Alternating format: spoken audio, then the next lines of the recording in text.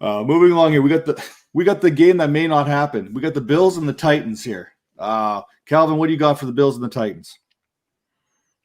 So last week was Josh Allen's toughest test yet against the Las Vegas Raiders, and he passed that one with flying colors. I think there's no reason to doubt him at this point. I had him at 6 coming into the season. I think that was too low. I think we got to seriously start considering him in that top 3, if not top 2. I'm watching to see, like, does he continue to, like, push the ball downfield? And, you know, Devin Singletary has been pretty active out of the backfield. I think I'd like to see him get a little bit more usage. This is one of your last weeks, I think, that you can play him. He's got a very tough schedule coming up. Devin Singletary, if you can get David Montgomery for him, that's a swap that I'm willing to do. Ooh, a little David Montgomery for Devin Singletary. I don't hate it. That schedule for the Bears lightens up considerably going forward. Chase, you look like you wanted to jump in there when he was crowning Josh Allen as a top 3 quarterback. I think it's kind of hard to disagree with it right now with Patrick Mahomes, Josh Allen, and Russell Wilson playing as well as they're playing right now, and Lamar Jackson not playing the way we expected Lamar Jackson to play. What says you? So I love Josh Allen. I love him. He's got a very brutal schedule after week 8, I believe, if I remember correctly. So I was trying to sell him by week 6. However, like, you have Russell Wilson going off, right? You have, Josh Allen obviously going off as well. But, I mean, Dak Prescott, like, which one do you want to choose? And the way that the top 3 quarterbacks are going in the draft, I'd much rather wait to get a guy that's, top, 3 or 4 to 6 than try and draft Josh Allen with that late round schedule. So I love Josh Allen. I love Josh Allen, but I don't think you need to draft him. I don't need to go, I don't think you need to go acquire him as a top 3 option with the schedule that he's already had. The Raiders are a good overall team, but not, they're not the same defense. So like I said, I mean, I don't think we need to consider him as a top 3 option, but top 6 is definitely viable. And the difference between, a 3rd round pick, 4th round pick, which is what the top 3 guys were going, versus a 8th round pick, which is where the top 6 guys were going. Yeah, I don't think you need to go pay up. They're all really close right now.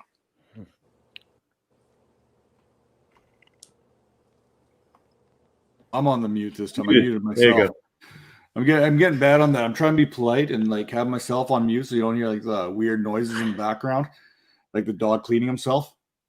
But Jeff, what do you got for us in this matchup? Are the Titans even going to have a team to play this week? I was looking at their depth chart with everyone on COVID, and that's of the players that we know who are on the COVID list. And they have A.J. Brown, who might not even play, still dealing with the bone bruise, Khalif Raymond, and honestly, I don't even know who the 3rd guy is, because Adam Humphries is on COVID list, reserve list. Corey Davis is out. Jonnu, thankfully, hasn't gotten it. So I don't know if I want to invest in anyone. What do you guys think? Derrick Henry.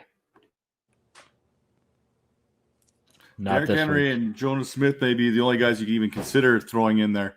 I'm trying to look at this depth chart right now. Nick non-existent. Nick Westbrook. Westbrook is number 3 option if A.J. Brown actually plays. Right now, it's Raymond and Westbrook until A.J. Brown gets clearance to play. You may be seeing Darrington Evans playing out of the slot just because they need someone to play that slot receiver role. Have you guys covered yet the whole new designation for how teams actually have to bring in people if they're not on the practice squad? No, are you guys aware of that? Yeah, I've kind of read up on it a little bit here. No, I haven't gone too much in depth because I didn't think, honestly, we'd get to the point where the Titans have actually gotten themselves to where they're as bad a shape as they are. But they do have protected players on their practice squad that no one else can kind of touch, so that's kind of a good thing there as well, right? Guys, you can come up, put them right back down as kind of a weekly flyer type thing for each and every squad. But they're going to have to call up their entire practice squad, plus probably try and sign a couple guys elsewhere just to field the team if they do play this week. Well, the interesting thing is the kicker situation, right? Because teams they have to wait 6 days. They have to wait 6 total days before they are actually able to bring in a guy.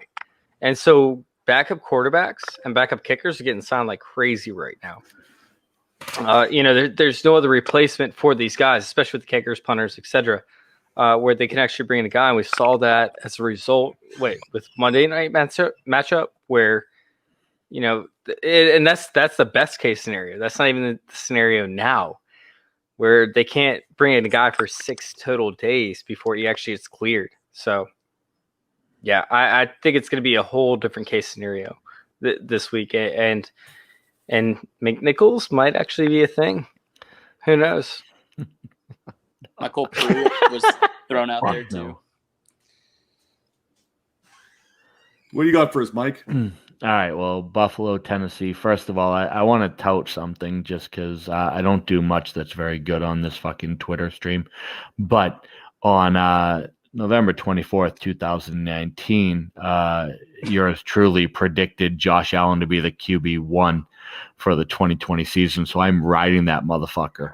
I am riding him. I got laughed at, been told he couldn't throw because the take lock on his draft analysis was embarrassing at best. I will not sit Josh Allen on a bye week, even if there's a fucking fire. That dude is staying in my starting lineup regardless. Don't give a shit who he's playing, whether he's playing, ankle injuries, whatever. The dude is staying in my starting lineup. Other than that, this is just an avoid. It is an avoid matchup beyond belief. Singletary, maybe. He looked like he was beasting. I mean, I'll give it to him. But once Moss comes back, I always have trouble trusting running backs that are only getting the carries between the 20s. He's not getting the goal line work. Even if Moss is injured, Josh Allen's their goal line back. So realistically, with the COVID, with the defenses involved here, I am staying away from Henry. I just don't like anyone going against Buffalo. I'm staying away from pretty much anyone not named Josh Allen. But if I was going to leave my girlfriend for a man, it would be Josh Allen. So he is going to my lineup regardless. I'm eating ice cream. So I could cool down your take from being the quarterback one. I had to go to the freezer. I'm literally eating ice cream right now. November 24th, 2019. I have that shit up on my screen right now. The QB1 for 2020, Josh Allen. And with all due respect, he is pretty fucking close to that right now. I'm cooling down your take. That's all I'm saying. You can, and that's okay. The last time you actually argued with me was Gallup over Lamb, and that didn't go well.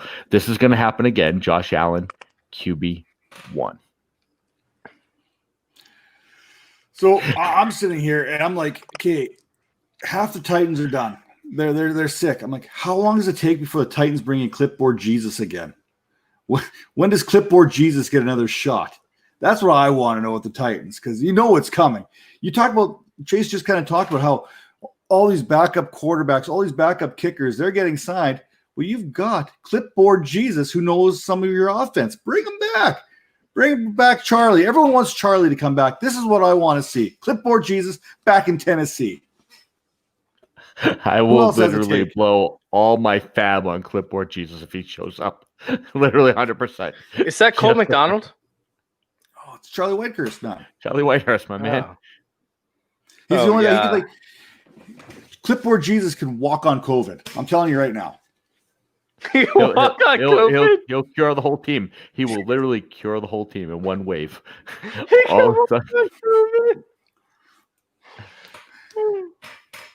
Anyone else got to take here on this one, or can we move on to the next match? One other note on that, Zach Moss is expected back too. So I've been telling people you might want to sell high on Devin Singletary. Yep.